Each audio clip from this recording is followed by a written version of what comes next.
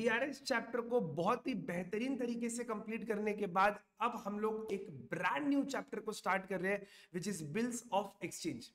इस चैप्टर में भी हमारा प्रोटोकॉल सेम रहेगा। पहले हम लोग सारे कॉन्सेप्ट को समझेंगे, इंस्टीट्यूट के दिए गए सारे स्टडी मटेरियल के इलस्ट्रेशन एंड प्रैक्टिकल क्वेश्चन को कवर करेंगे। उसके बाद पिछले 10 अटेम्प्ट यानी कि 5 साल 10 अटेम्प्ट के पीवाईक्यू क्वेश्चन को भी हम लोग कवर करेंगे। जितने भी पिछले 10 टर्म में आए हुए आरटीपी एमटीपी उन सारे क्वेश्चंस को भी हम लोग कवर करेंगे। So hello everyone, this is me Suyash Munda from SP classes Kolkata and आज से हम लोग स्टार्ट करें एक brand new chapter which is bills of exchange. ये पूरा कोर्स आपको यूट्यूब पर फ्री पे अवेलेबल कराया जा रहा है। आपको खाली इतना सा करना है कि आपको चैनल को सब्सक्राइब करना है और शिद्दत के साथ पूरे लेक्चर्स को देखना है। अगर आपको बोर्ड नोट्स और हमारे क्वेश्चन बैंक का एक्सेस चाहिए तो आपको डिस्क्रिप्शन में टेलीग्राम ग्रुप का लिंक मिलेगा, आप उसको ज्वाइन करो और वहां पर आपको सब कुछ फ्री ऑफ कॉस्ट प्रोवाइड कराया जाएगा। चलिए लेट्स स्टार्ट। देखिए हम लोग स्टार्ट करते हैं चैप्टर बिल्स ऑफ एक्सचेंज। और बिल्स ऑफ एक्सचेंज क्या होता है ये तो हम आपको मीनिंग इसका समझाएगा, डेफिनेशन हम आपको समझाएगा, लेकिन उसके पहले हम आपको एक छोटा सा तरीका बताते हैं, एक वर्किंग बताते हैं कि किस तरीके से बिल्स ऑफ एक्सचेंज काम करता है। फिर हम आपको बताएगा बिल्स ऑफ एक्सचेंज क्या होता है। तो देखिए let me explain you the working of bills of exchange. बड़े ध्यान से कॉन्सेंट्रेशन को एकदम हाई रखते हुए मेरे बात को सुनिएगा। सबसे पहले देखिए हम क्या बोल रहे हैं। हमारे पास यहाँ पर दो कैरेक्टर है, हमारे पास दो कैरेक्टर है सर। एक है हमारे पास बायर, सर एक है हमारे पास बायर और एक है हमारे पास सेलर। ठीक है, let me name this person. ये आदमी का नाम हो गया मान लीजिए मिस्टर ए और ये आदमी का नाम हो गया मान लीजिए मिस्टर बी। दो लोग हैं, एक बायर है और एक सेलर है। मान लेते हैं कि ये जो बायर है इनको मान लीजिए स्टील परचेज करना है या फर्नीचर परचेज करना है, व्हाटएवर। ठीक है, कुछ भी इनको मान लीजिए परचेज करना है। तो हम मान फर्नीचर ले लेते हैं, इनको मान लीजिए फर्नीचर परचेज करना है। ठीक है, और ये जो सेलर है इनका फर्नीचर का शॉप है, इनको फर्नीचर बेचना है। ठीक है, तो इनके लिए फर्नीचर क्या हो गया, गुड्स। ठीक है, इनको फर्नीचर बेचना है। सर फर्नीचर का प्राइस कितना है, सर फर्नीचर का प्राइस है 1 लाख रुपए।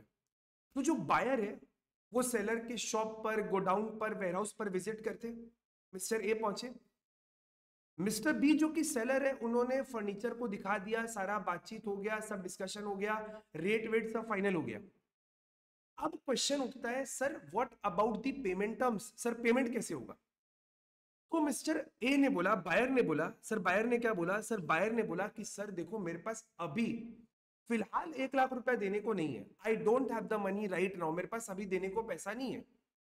सेलर बोलता है कि देखो मेरे को आपका बाकी सारा शर्त तो मंजूर है, price we agreed, delivery terms we agreed, सब कुछ ठीक है, लेकिन हम सर अभी उधार तो नहीं दे पाएगा। I want to sell my furniture but I cannot give you उधार, हम आपको उधार नहीं दे सकते। बायर बोलता है सर हमको भी खरीदना है लेकिन मेरे पास अभी पैसा नहीं है, सर मेरे पास अभी पैसा नहीं है। अब इस पॉइंट पर बिल्स ऑफ एक्सचेंज सामने आता है। अब बिल्स ऑफ एक्सचेंज क्या समझिएगा, बिल्स ऑफ एक्सचेंज बेसिकली एक इंस्ट्रूमेंट है जो दो लोगों के बीच में फाइनेंशियल अरेंजमेंट को करने में हेल्प करते हैं। कैसे हम आपको समझा रहे हैं, देखिए ये जो सेलर है ये क्या करेंगे, एक पीस ऑफ पेपर लेंगे, ये जो आपको दिख रहा है इस पीस ऑफ पेपर को हमने नाम दे दिया बिल्स ऑफ एक्सचेंज।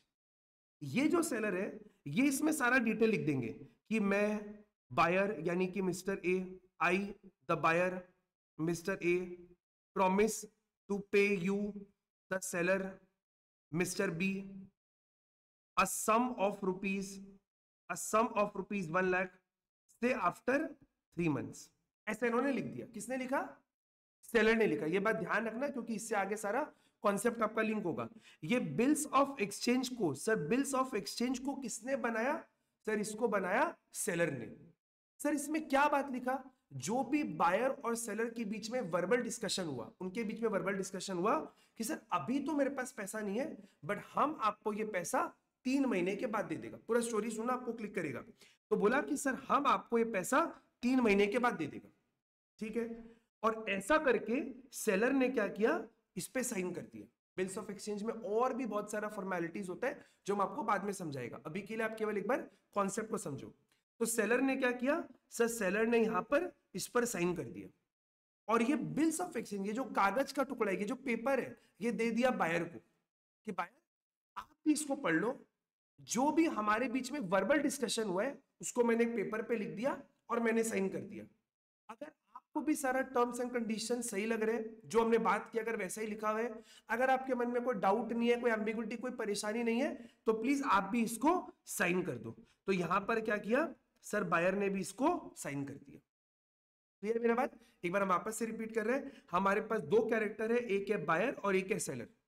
ठीक है सर, सेलर को गुड्स बेचना है, हम लोग यहाँ पे एग्जांपल लिए फर्नीचर का, सेलर को गुड्स बेचना है। सेलर बोलता है सर हम अपना गुड्स बेचना चाहते हैं 1 लाख में, बायर बोला हम भी आपका फर्नीचर खरीदना चाहते हैं 1 लाख में, but the problem is buyer के पास अभी देने को पैसा नहीं है। सेलर बोलता है कि हम आपको अभी उधार देना नहीं चाहते। ठीक है, अब तो इन्होंने क्या किया, सेलर ने क्या किया, एक बिल्स ऑफ एक्सचेंज ड्रॉ किया और कि मैं बायर प्रॉमिस कर रहा हूं कि मैं आपको 3 महीने के बाद 1 लाख रुपया दे दूंगा। सेलर ने साइन किया, ये पीस ऑफ पेपर दिया बायर को, बायर ने भी सब कुछ पढ़ा कि हाँ भैया सारा टर्म्स एंड कंडीशंस ठीक है, सब कुछ बढ़िया है, और इसने भी साइन कर दिया, साइन कर दिया। अब समझिएगा ध्यान से, जब बायर जब सेलर बिल को ड्रॉ करता है, ये पेपर किसने बनाया, ये बिल्स ऑफ एक्सचेंज किसने बनाया, ये बिल्स ऑफ एक्सचेंज बनाया सेलर ने। जैसे ही सेलर ये बिल्स ऑफ एक्सचेंज को लिखता है, बनाता है, सेलर का नाम हम लोग क्या बोलते थे सर, सेलर बिकम्स ड्रॉयर। जिसने ड्रॉ किया, सर ड्रॉ कौन करता है, सेलर ड्रॉ करता है, लिखता कौन है, सेलर। ये बिल्स ऑफ एक्सचेंज को किसने बनाया, सेलर ने, और सेलर क्या बन गया, ड्रॉयर। जैसे ही इसने बिल को बनाया, साइन किया, ये बन गया ड्रॉयर। करेक्ट। फिर ये बिल को दे दिया बायर को, बायर ने सब कुछ पढ़ा, हाँ सब कुछ ठीक है, और जैसे ही बायर ने साइन किया, जैसे ही बायर ने साइन किया, हम लोग बोलते हैं बायर ने बिल को एक्सेप्ट कर लिया, और एक्सेप्ट करते ही ये क्या बन गया सर, ये बन गया ड्रॉई। सर ये बन गया ड्रॉई। ओके सर, सेलर ने क्या किया, सर सेलर ने सबसे पहले, सर सेलर ने क्या किया, सर सेलर ने बिल को ड्रॉ किया, और जैसे ही सेलर ने बिल को ड्रॉ करके साइन किया, वो क्या बन गया, ड्रॉयर। और जैसे ही बायर ने बिल को पढ़कर साइन किया, वो बन गया ड्रॉई। ठीक है, अच्छा अब अगर आप इस पॉइंट पे एक बात समझना चाहो, आपको ये समझ में आता है कि ये जो पीस ऑफ पेपर है, ये जो पीस ऑफ पेपर है, ये इस सेलर के लिए, ये सेलर के लिए कहीं ना कहीं एक असेट बन गया। This piece of paper is a अधिकार, it's a right to receive money after 3 months। तो ये जो पीस ऑफ पेपर है, ये इस सेलर के लिए एक असेट, एक अधिकार, एक राइट बन गया कि उसको 3 महीने के बाद पैसा रिसीव करना है। और इस असेट को हम लोग प्यार से बोलते हैं बिल्स रिसीवेबल, बिल्स रिसीवेबल। ठीक है, अब आप बायर के एंगल से समझो, जैसे बायर ने इसको साइन किया, जैसे बायर ने इसको साइन किया, यही पीस ऑफ पेपर इस बायर के लिए कहीं ना कहीं एक लाइबिलिटी बन गया कि इसको 3 महीने के बाद पैसा देना है। ये पीस ऑफ पेपर साइन करती बायर के ऊपर एक ऑब्लिगेशन आ गया सर, एक रिस्पॉन्सिबिलिटी आ गया, एक लाइबिलिटी आ गया कि हमको भैया 3 महीने के बाद पैसा देना है, और इस लाइबिलिटी को हम लोग बोलते हैं बिल्स पेएबल।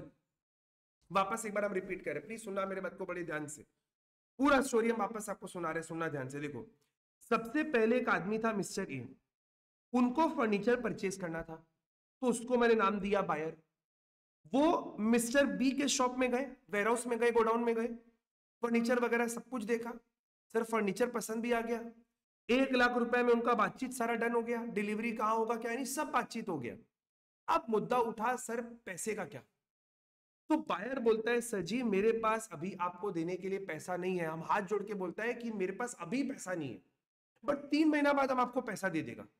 सेलर बोलता है कि देखो बॉस, हम माल तुमको बेच तो देगा, हमको आपको माल बेचने में कोई दिक्कत नहीं है, लेकिन हम आपको अभी 1 लाख रुपए का उधार नहीं दे सकते। अब इनके बीच में एक ऐसा सिचुएशन आ गया जहां पर ये ट्रांजैक्शन आगे बढ़ नहीं पा रहे, क्योंकि एक बोलता है सर मेरे पास पैसा है नहीं, एक बोलता है सर हम उधार देंगे नहीं, अब इनके बीच में बातचीत आगे बढ़ नहीं पा रहे। तो सर बीच में कौन आया? सर बीच में आया बिल्स ऑफ एक्सचेंज। तो सर बिल्स ऑफ एक्सचेंज क्या हुआ? बिल्स ऑफ एक्सचेंज एक इंस्ट्रूमेंट है, एक इंस्ट्रूमेंट है, एक अनकंडीशनल प्रॉमिस, एक प्रॉमिस है कि हाँ भैया हम आपको आपका पैसा आज नहीं 3 महीने बाद दे देगा। ठीक है, तो सेलर ने क्या किया? सेलर ने एक पीस ऑफ पेपर उठाया, जो कि नॉर्मल पीस ऑफ पेपर नहीं होता, इसके बारे में हम आपको बाद में बताएगा। एक पीस ऑफ पेपर लिया, पीस ऑफ पेपर पे सारा टर्म्स लिख दिया कि मैं बायर प्रॉमिस कर रहा हूं कि मैं आपको सेलर को 3 महीने बाद 1 लाख रुपया दे दूंगा। ऐसा उसने पीस ऑफ पेपर पे लिखा। किसने लिखा? सर सेलर ने। सर जैसे ही सेलर ने बिल्स ऑफ एक्सचेंज को लिखा, जैसे ही इसने बिल्स ऑफ एक्सचेंज लिखा और इस पे साइन किया, तो यहां पर जो आपका सेलर है सर वो क्या बन गया? जैसे इसने ड्रॉ किया वो क्या बन गया? ड्रॉयर। अब ये पीस ऑफ पेपर दे दिया बायर को कि भाई तुम भी पढ़ लो, you also read whatever has been verbally discussed between us। क्या वो चीज पेपर पे लिखा हुआ है कि नहीं? तो सर बायर ने क्या किया? बड़े इत्मीनान से सारा पीस ऑफ पेपर को पढ़ा, उसको लगा कि हाँ भैया सब कुछ ठीक है, और अगर उनको लगा सब कुछ ठीक है, ही वाज सेटिस्फाइड, उन्होंने क्या किया? इसको साइन कर दिया, इसको साइन कर दिया, और जैसे ही साइन कर दिया, जैसे ही एक्सेप्ट किया, ही बिकेम ड्रॉइंग। तो सर यहां पर ना 4 टर्म हमको समझने का जरूरत है। सबसे पहला, सर बिल को ड्रॉ कौन करता है? सर बिल को ड्रॉ करता है सेलर। जैसे ही वो बिल को ड्रॉ करता है वो क्या बन जाता है? ड्रॉयर। सर बिल को एक्सेप्ट कौन करता है? बायर। और सर जब वो जैसे ही वो एक्सेप्ट करता है वो क्या बन जाता है? ड्रॉई। सर ड्रॉ करने के बाद सेलर के पास एक अधिकार आता है पैसा रिसीव करने का आफ्टर 3 मंथ्स। और ये जो अधिकार है पैसा रिसीव करने का, इस अधिकार का नाम हो गया bills receivable. It's an asset, it's a right to receive money after 3 months. और जैसे ही बायर ने बिल को एक्सेप्ट करा, उसने ऑब्लिगेशन अज्यूम किया है कि हाँ हम आपको 3 महीने के बाद पैसा दे देगा। And this obligation, this liability is called bills payable. यहां तक कई बार सिचुएशन क्लियर है? अब आएगा यहां पर 3 ऑप्शन। अच्छा एक चीज आप समझना, ये बिल किसके पास है? सर सबसे पहले बिल बनाया सेलर ने, सेलर ने बिल दिया बायर को, बायर ने एक्सेप्ट करके वापस से बिल दे दिया सेलर को। तो अल्टीमेटली बिल किसके पास है? सेलर के पास। सेलर के पास एक अधिकार है और बायर के ऊपर एक ऑब्लिगेशन है। सेलर के पास एक असेट है, बायर के पास एक लाइबिलिटी है। सेलर के पास बिल्स रिसीवेबल है और बायर के पास बिल्स पेएबल है। कोई दिक्कत का बात नहीं है। अब सेलर के पास यहां पर 4 ऑप्शन बचता है कि वो क्या करे। हम लोग एक एक को डिटेल में समझेंगे। सबसे पहले सेलर क्या कर सकता है? सेलर इस बिल को मैच्योरिटी तक होल्ड कर सकता है। अब मैच्योरिटी क्या, उसके ऊपर भी हमारा काफी डिस्कशन है, आज ही बात करेंगे उसके बारे में। मैच्योरिटी मतलब अभी आप समझो 3 महीने बाद, एक बार के लिए आप समझो 3 महीने बाद। तो सेलर क्या करेगा? सेलर विल आइदर वेट, एक सेकेंड, तो सेलर होल्ड करेगा बिल को, मतलब seller will wait for 3 months. वो 3 महीने तक वेट करेगा, 3 महीने के बाद बायर पैसा दे देगा, ट्रांजैक्शन क्लोज। नेक्स्ट, अगर सेलर को पैसा पहले चाहिए तो वो क्या कर सकता है? बिल को बैंक के साथ डिस्काउंट भी करा सकता है। सर क्या होगा समझेंगे अभी, खाली सिचुएशन आपको बता रहे हैं। या वो अपना बिल किसी और को एंडोर्स भी कर सकते हैं, या वो इस बिल को बैंक को भी दे सकता है कलेक्शन के लिए। हम इस पे डिटेल में नहीं जा रहे, पहले हम सबसे पहला वाला पॉइंट आपको समझाते हैं। Held till maturity. सेलर क्या करेगा? इस बिल को अपने पास रख के रखेगा, जिसको हम लोग बोल सकते हैं रिटेन्ड टिल मैच्योरिटी। अब मेरे बात को ध्यान से समझिएगा। सेम एग्जांपल है sir, same buyer same seller. तो बायर ने क्या किया था? सर बायर ने यहां पर गुड्स बाई किया, सेलर ने क्या किया? सेलर ने बिल्स ऑफ एक्सचेंज को ड्रॉ किया। तो सेलर क्या बन गया? बोलो, सेलर क्या बन गया? ड्रॉयर। इसने साइन किया, बायर ने एक्सेप्ट किया, तो बायर क्या बन गया? सर बायर बन गया ड्रॉई।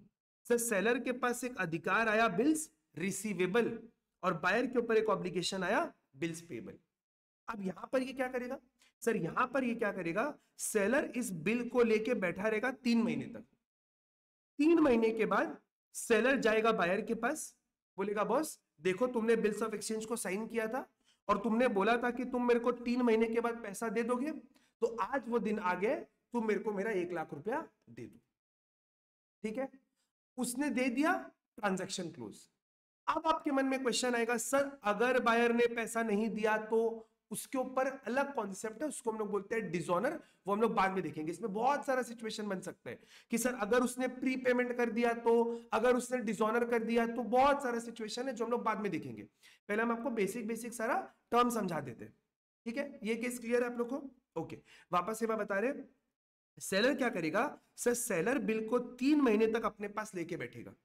3 महीने के बाद बायर के पास जाएगा, बायर को बताएगा कि देखो 3 महीने पहले हम दोनों ने एक फाइनेंशियल अरेंजमेंट किया था, अब आप मेरे को पैसा दे दो, आपने मेरे को प्रॉमिस किया था कि आप पैसा दोगे, अब आप मेरे को पैसा दे दो। बायर ने इसको पेमेंट कर दिया, बात खत्म। Sir after 3 months buyer will what do, buyer will make payment, buyer will make payment after 3 months, that is on maturity, that is on maturity। अब मेच्योरिटी क्या होता है, कैसे निकलता है, ये हम आपको समझाएगा। मेच्योरिटी डेट को उसने पेमेंट कर दिया, ट्रांजैक्शन क्लोज, बात खत्म। सेलर का ये जो अधिकार था बियर, ये बियर खत्म हो जाएगा, बायर का जो ऑब्लिगेशन है ये ऑब्लिगेशन भी खत्म हो जाएगा। ठीक है, नेक्स्ट केस बड़ा इंटरेस्टिंग है, समझिएगा ध्यान से। वापस एक बार, सर सेलर के पास एक बिल्स रिसीवेबल है, बायर के पास सर बिल्स पेबल है। ओके सर, ये जो बिल्स ऑफ एक्सचेंज है इसको सेलर ने भी साइन करा और इसको बायर ने भी साइन करा। ठीक है, अब सेलर बोलता है कि मेरे को 3 महीने तक वेट करने से नहीं चलेगा, मेरे बिजनेस में वर्किंग कैपिटल इश्यूज है, I want the money today, मेरे को पैसा अभी चाहिए। बायर बोलेगा हम तो सर आपको पहले ही बोल दिया था कि हम आपको पैसा अभी नहीं दे पाएगा, हम तो 3 महीने बाद देगा। बायर अभी गुड्स ले लिया, बायर को क्या मिल गया, गुड्स मिल गया, और बायर ने एक ऑब्लिगेशन अज्यूम किया, बायर के ऊपर एक लायबिलिटी है कि वो पैसा 3 महीने बाद देगा। बट सेलर बोलता है कि यार मेरे को तो पैसा का अभी अर्जेंट रिक्वायरमेंट है। तो सेलर क्या करेगा, सर यहां पर सेलर, एक सेकेंड, यहां पर सेलर क्या करेगा, यहां पर सेलर अप्रोच करेगा एक बैंक को, एक कमर्शियल बैंक को अप्रोच करेगा और बैंक को ये पूरा स्टोरी नरेट करेगा। बैंक को बोलेगा, बैंक देखिए ये जो बिल्स ऑफ एक्सचेंज है ये मेरे पास एक असेट है। सर मेरे पास एक असेट है, कौन सा असेट है, सर मेरे पास बिल्स रिसीवेबल नाम का एक असेट है, और मेरे को मिस्टर ए से पैसा मिलेगा 3 महीने बाद। ये बैंक को बोल रहा है, बट सर बैंक मेरे को ना पैसा अभी चाहिए। बैंक बोला कोई दिक्कत का बात नहीं है, ये हमारा एक काम ही है। क्या काम है, बैंक बोले एक काम करो, तुम ये पीस ऑफ पेपर मेरे को दे दो, तुम ये पीस ऑफ पेपर मेरे को दे दो, तुम ये बिल्स ऑफ एक्सचेंज मेरे को दे दो। और बैंक बोला आपका 1 लाख का बिल है तो, और इसका टेन्योर कितना है, सर इसका टेन्योर है 3 मंथ्स। टेन्योर हम आपको समझाएगा डिटेल में, 3 महीने बाद पैसा मिलेगा। तो बैंक बोला कि एक काम करते हैं, हम इसमें से कुछ चार्ज काट लेते हैं। अभी चार्ज क्या होता है कि हम आपको समझाएगा। बैंक ने भी चार्ज काटा 1000 रुपया और 99,000 रुपीज सपोज पे कर दिया सेलर को। तो सेलर को थोड़ा सा डिस्काउंटिंग चार्ज बियर करना पड़ा, थोड़ा सा चार्जेस वगैरह बियर करना पड़ा, लेकिन सेलर के पास पैसा आ गया, कोई दिक्कत नहीं है। ठीक है, अब एक चीज समझना, ये बिल्स ऑफ एक्सचेंज किसके पास है, सर ये जो बिल्स ऑफ एक्सचेंज है ये अब आ गया बैंक के पास।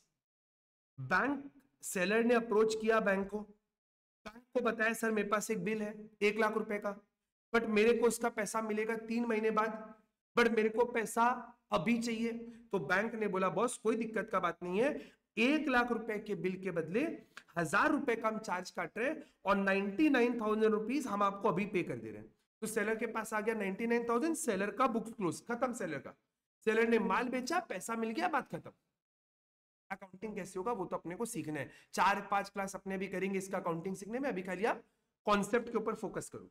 अब सर बैंक क्या करेगा, बैंक 3 महीने बाद जाएगा बायर के पास, बैंक 3 महीने बाद जाएगा बायर के पास और बायर को बोलेगा ये बायर मेरे पास एक पीस ऑफ पेपर है और तुम इसमें साइन किया है कि तुम 3 महीना बाद पैसा देगा। तो बोलेगा हम तो सर प्रॉमिस किया था कि हम तो मिस्टर बी को पैसा देगा। बोले अरे मिस्टर बी पहले ही मेरे से बिल को डिस्काउंट करवा के लेके गए, तुम बी को छोड़ो, तुम पूरा 1 लाख रुपया मेरे को लाके दो। और बोलेगा अरे सर आप तो उसको 99,000 रुपीज दिए थे ना। बोला तुमको उससे मतलब नहीं है, हम उसको 99,000 रुपीज दिए, तुमसे पूरा 1 लाख रुपया लेंगे। तुम्हारा ऑब्लिगेशन कितने का था? 1 लाख का था, तो यू हैड टू पे 1 लाख। आप बी को नहीं पे कर, मेरे को 1 लाख रुपया पे कर दो, बात खत्म। क्लियर? तो बायर क्या करेगा? बायर 1 लाख रुपया बैंक को पे कर देगा। अब आप समझो सबका काम यहां पर हो गया। बायर को गुड्स चाहिए था, उसको गुड्स मिल गया। उसको अभी पैसा नहीं देना था, उसने 3 महीने बाद दिया। सेलर को माल बेचना था, उसने बेच दिया। तुरंत पैसा चाहिए था, तुरंत पैसा मिल गया। और बैंक का भी 1,000 रुपए का थोड़ा बहुत कमाई हो गया, तो सबको फायदा हो गया। क्या मेरा बात समझ में है? अब इस कॉन्सेप्ट के ऊपर हम लोग बहुत सारा क्वेश्चन सॉल्व करेंगे, तब ये कॉन्सेप्ट एकदम जड़ तक आपके दिमाग में बैठ जाएगा। बट अभी एक बार हम आपको खाली ओवरव्यू कराना चाह रहे हैं कि बिल्स ऑफ एक्सचेंज है क्या, बिल्स ऑफ एक्सचेंज काम कैसे करता है, खाली यही मेरा ऑब्जेक्टिव है। ठीक है? अभी बाकी 2 और केस है, वो केस हम आपको थोड़ा सा रुक के बताते हैं, क्योंकि पहले मेरे को आपको कुछ सम्स कराना पड़ेगा। जितना कॉन्सेप्ट मैंने आपको बताया अभी तक, मैंने आपको 2 सिचुएशन बताया। कौन सा? सबसे पहला सर हेल्ड टिल मैच्योरिटी, इसके ऊपर हम आपको कुछ क्वेश्चन कराएगा। डिस्काउंटेड द बिल के ऊपर कुछ क्वेश्चन कराएगा, उसके बाद फिर हम आगे बढ़ेगा, क्योंकि अकाउंटिंग पार्ट तो हम आपको बताया नहीं है। लेकिन सम कराने के पहले मेरे को आपको और भी कुछ थ्योरी समझाना पड़ेगा, जो सम्स में हमारे काम आएगा। ठीक है?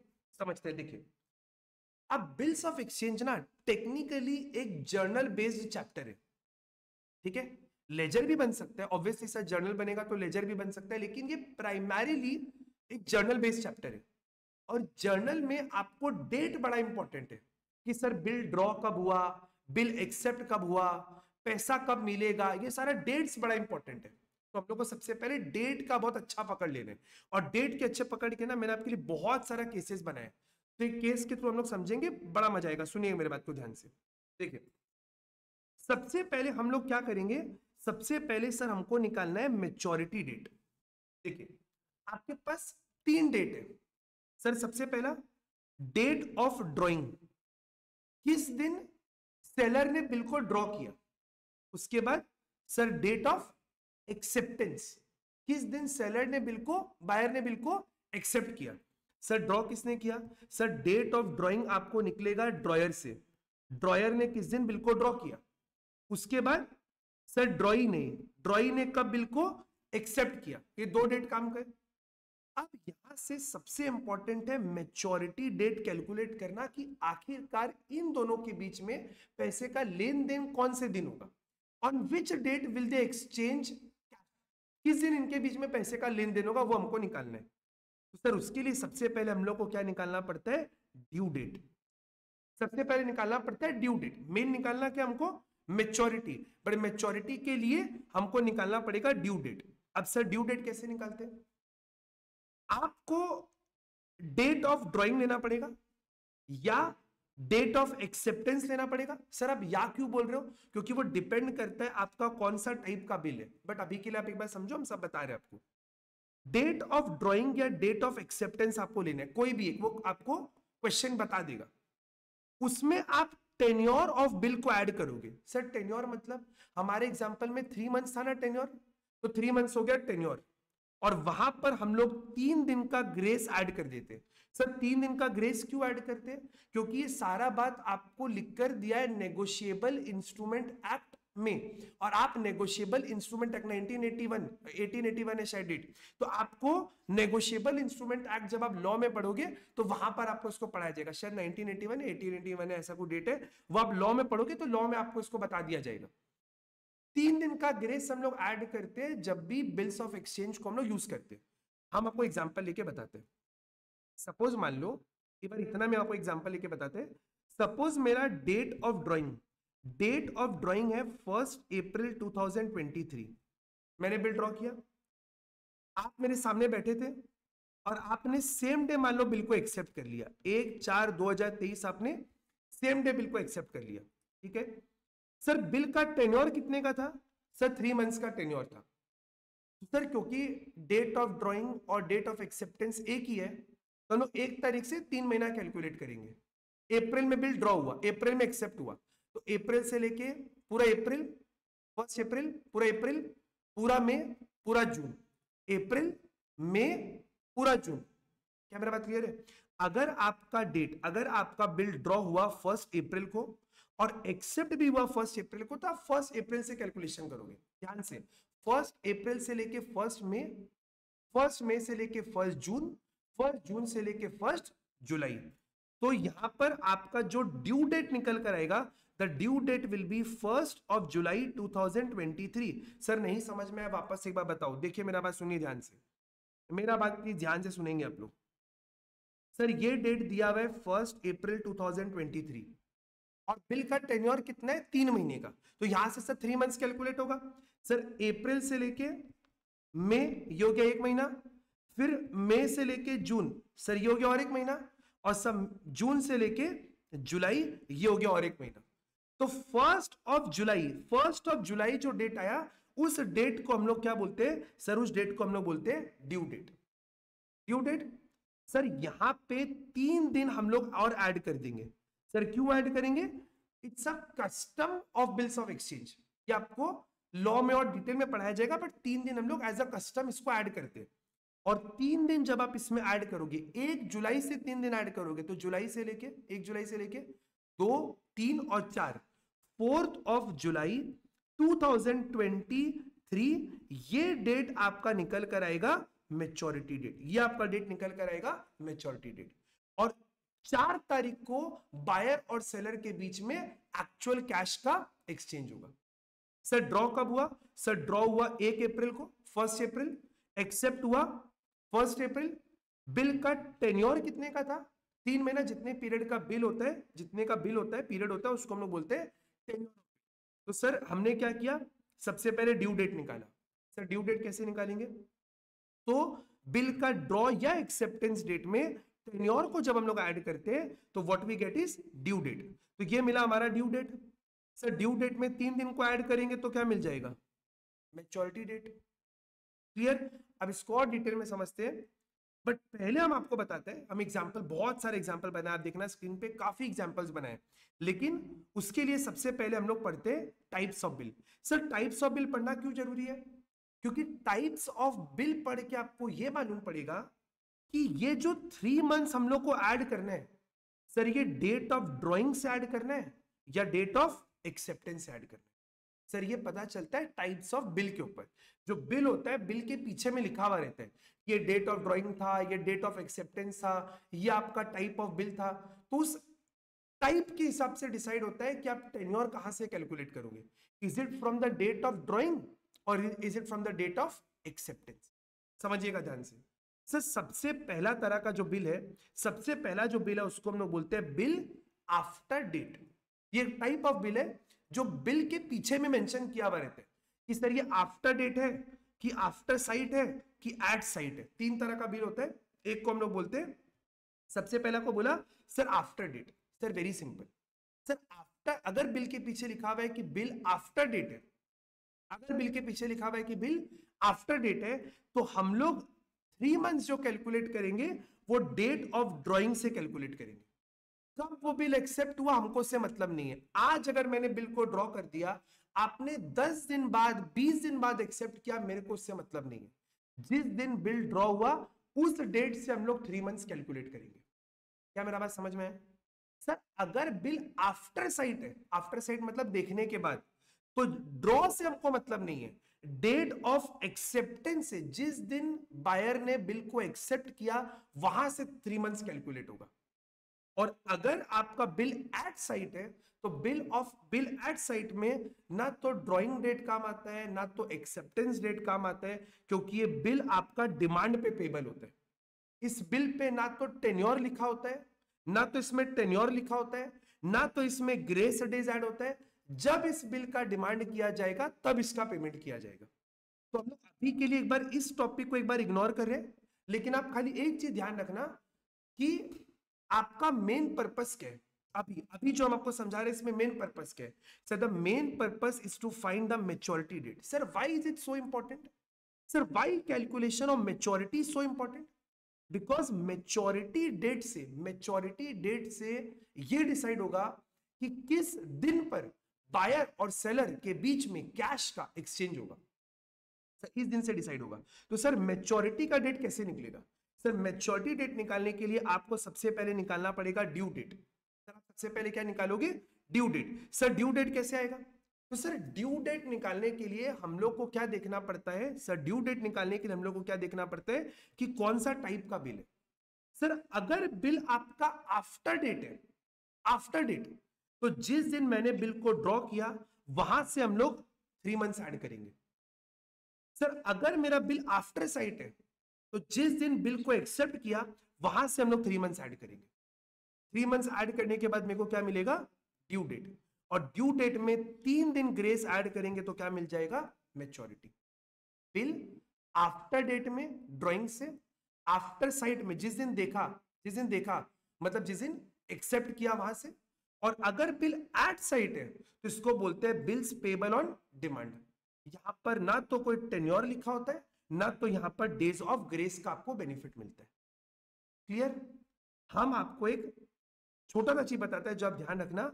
अगर क्वेश्चन आपका साइलेंट रहेगा, अगर आपको क्वेश्चन ये नहीं बता रहे कि सर बिल आफ्टर डेट है, कि बिल आफ्टर साइट है, कि बिल एट साइट है, क्वेश्चन कुछ नहीं बोल रहे, अगर क्वेश्चन कुछ नहीं बोल रहे तो हम लोग हमेशा मानेंगे कि बिल इज आफ्टर साइट।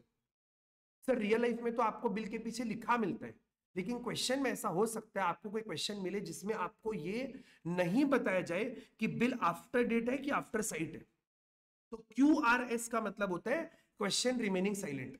अगर क्वेश्चन साइलेंट रहेगा तो हम लोग क्या अज्यूम करेंगे हमेशा कि बिल आपका आफ्टर साइट है, मतलब जिस दिन एक्सेप्ट हुआ वहां से हम लोग टेन्योर कैलकुलेट करके ड्यू डेट निकालेंगे, फिर ड्यू डेट में 3 दिन को ऐड करेंगे तो मिल जाएगा मैच्योरिटी डेट। ठीक है? अब 2 बात आपको ध्यान रखना। सपोज आपका मैच्योरिटी डेट किसी पब्लिक हॉलिडे को आता है। सर पब्लिक हॉलिडे मतलब? सर पब्लिक हॉलिडे मतलब जो आपको कैलेंडर में पहले से बताया जाता है, 15 अगस्त, 15 अगस्त, independence day, Republic day, Mahatma Gandhi जयंती, 2 अक्टूबर, इन सबको बोलते हैं पब्लिक हॉलिडे। अगर आपका मैच्योरिटी डेट पब्लिक हॉलिडे को निकल कर आता है, सपोज आपने बिल को ड्रॉ किया, एक्सेप्ट किया, टेन्योर ऐड किया, 3 दिन ऐड किया, और 3 दिन बाद ऐड करने के बाद जो डेट निकल कर आता है वो मान लो आपका 15 अगस्त है, 15 अगस्त इंडिपेंडेंस डे निकल कर आता है, तो बिल का जो मैच्योरिटी डेट है उसको हम लोग एक दिन पहले का अज्यूम कर लेंगे। हम लोग प्रीवियस बिजनेस डे ले लेंगे।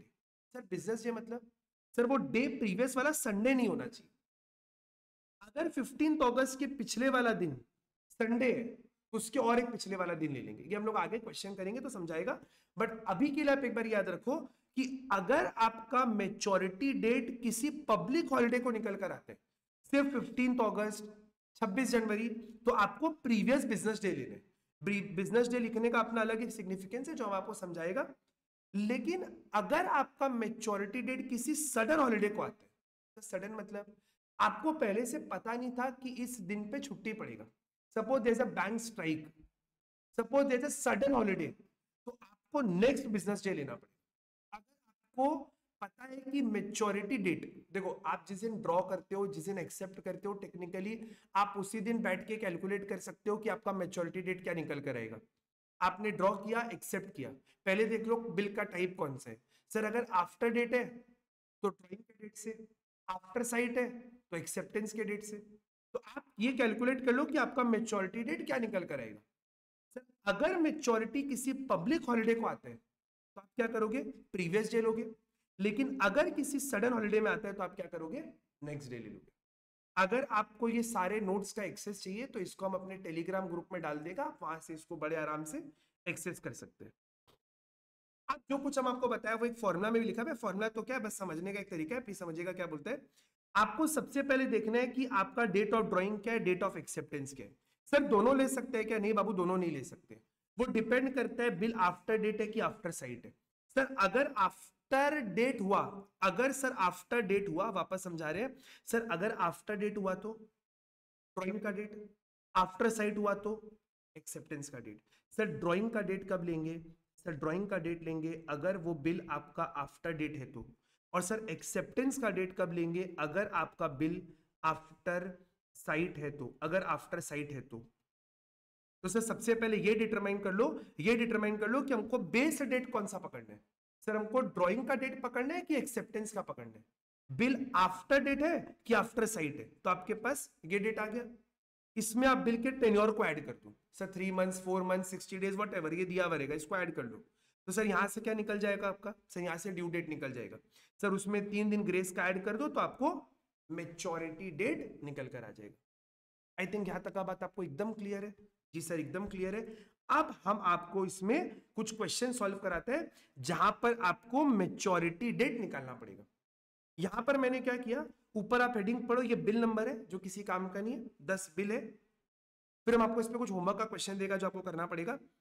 डेट ऑफ ड्राइंग आपको दिया हुआ है, सर डेट ऑफ ड्राइंग दिया हुआ है, सर डेट ऑफ एक्सेप्टेंस दिया हुआ है, ठीक है। और यहां पर मैंने आपको 2 चीज बताया, सर यहां पर मैंने आपको 2 चीज बताया पेबल में आपको 2 चीज मिलेगा, एक तो बिल का टेन्योर कितना है और दूसरा सर बिल का टाइप क्या है। और उसके बाद हम लोग डिसाइड करेंगे कि हमारा मैच्योरिटी डेट क्या निकल कर आता है, ठीक है। 1 मिनट हम पानी पी लेते हैं फिर स्टार्ट करते हैं। चलिए, तो आप पहला क्वेश्चन पढ़ना क्या बोल रहे हैं। सर सबसे पहले आपको यहां पर बताया कि बिल का जो ड्राइंग डेट है वो है 31 ऑफ जनवरी और बिल का एक्सेप्टेंस डेट है फेब।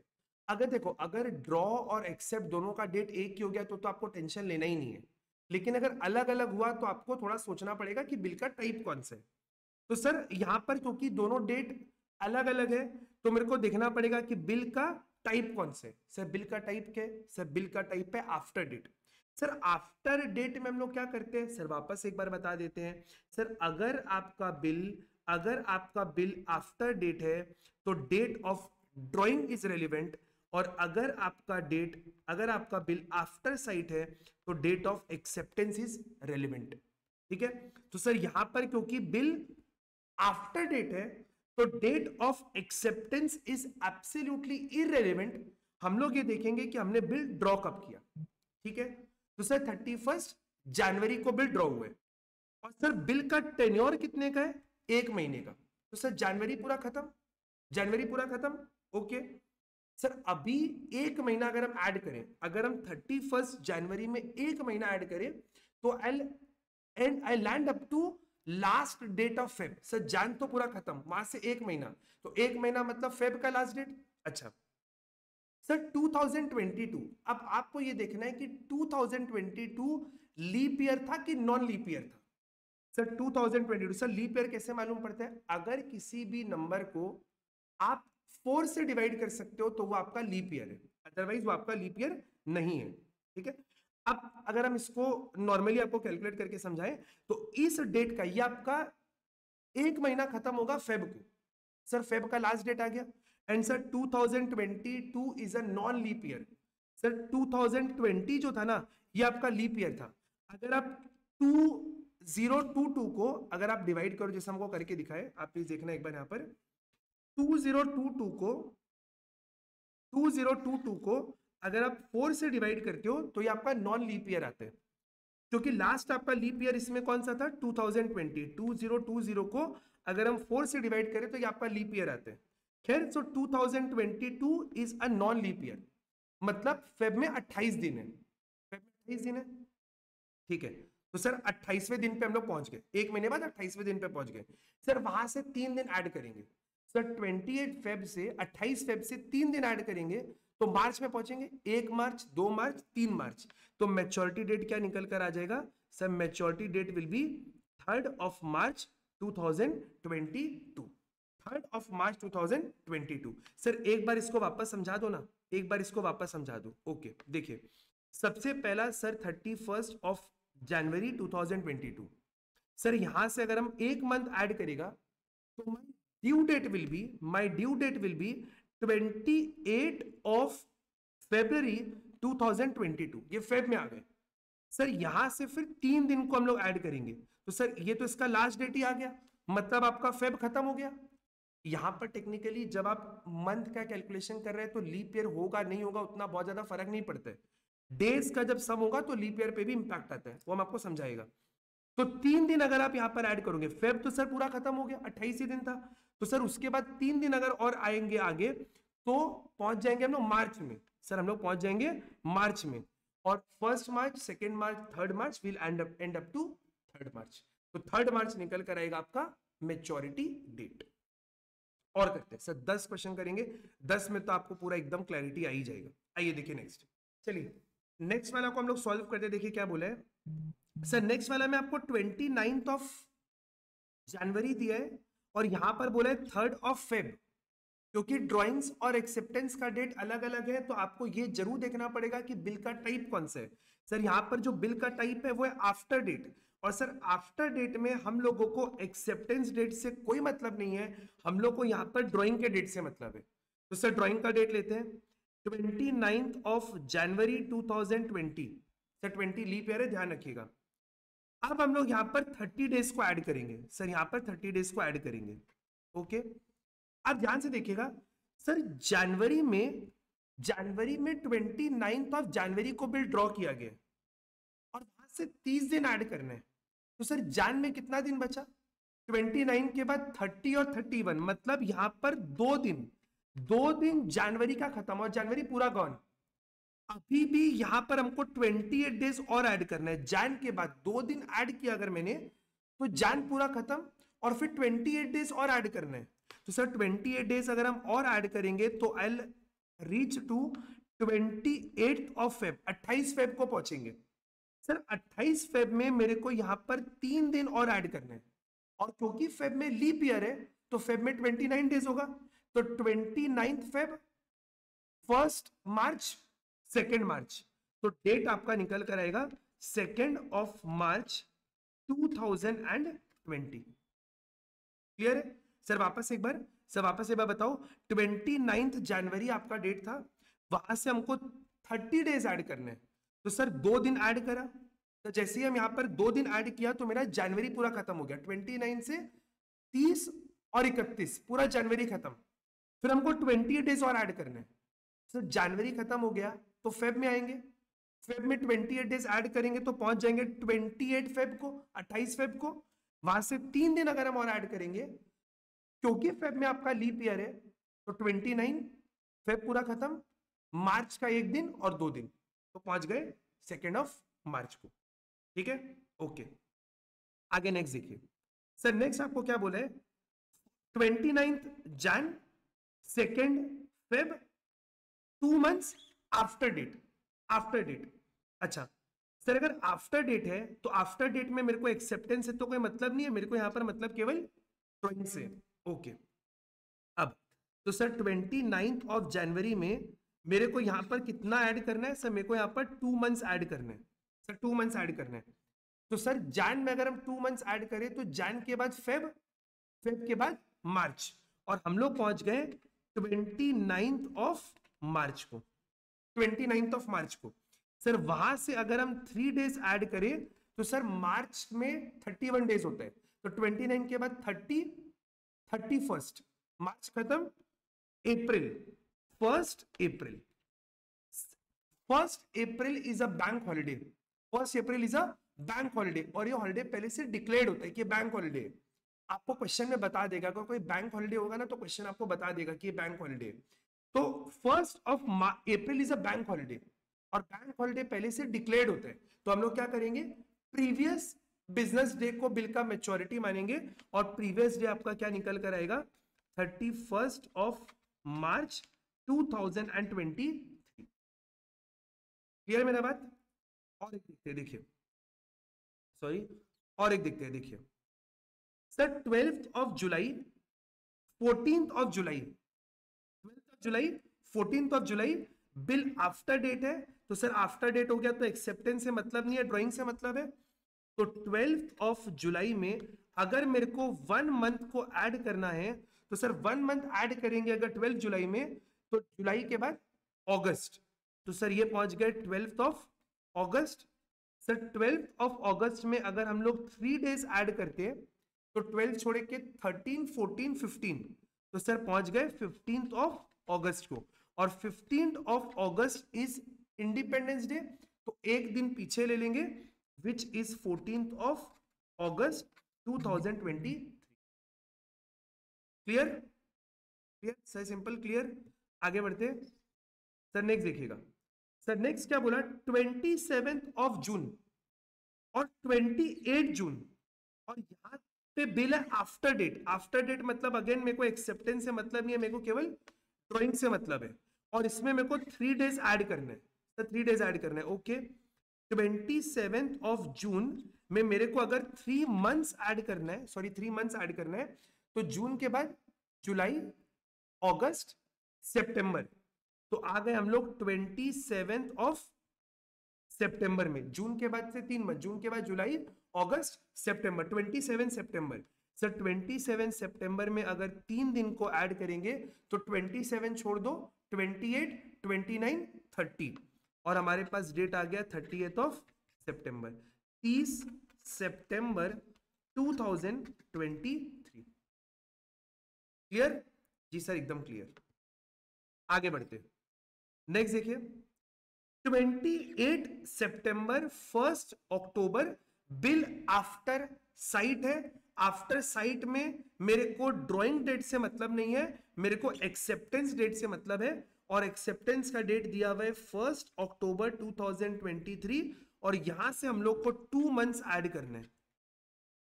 तो सर 1 अक्टूबर से 2 महीना ऐड करेगा तो अक्टूबर से लेके नवंबर, सर नवंबर से लेके दिसंबर, and I'll add up to 1st of December 2023। Sir सितंबर दिया हुआ था, अक्टूबर दिया हुआ है, क्योंकि बिल आपका आफ्टर साइट है तो हम लोग को एक्सेप्टेंस डेट लेना पड़ेगा, तो यहां पर मैंने लिया एक्सेप्टेंस 1 अक्टूबर और इसमें 2 महीना ऐड कर दिया, तो अक्टूबर से लेके नवंबर, नवंबर से लेके दिसंबर, 1 ऑफ दिसंबर, और यहां पर अगर हम लोग 3 दिन ऐड करेंगे तो 1 तारीख को छोड़ो, 2, 3, 4, end date will be 4th of December 2023।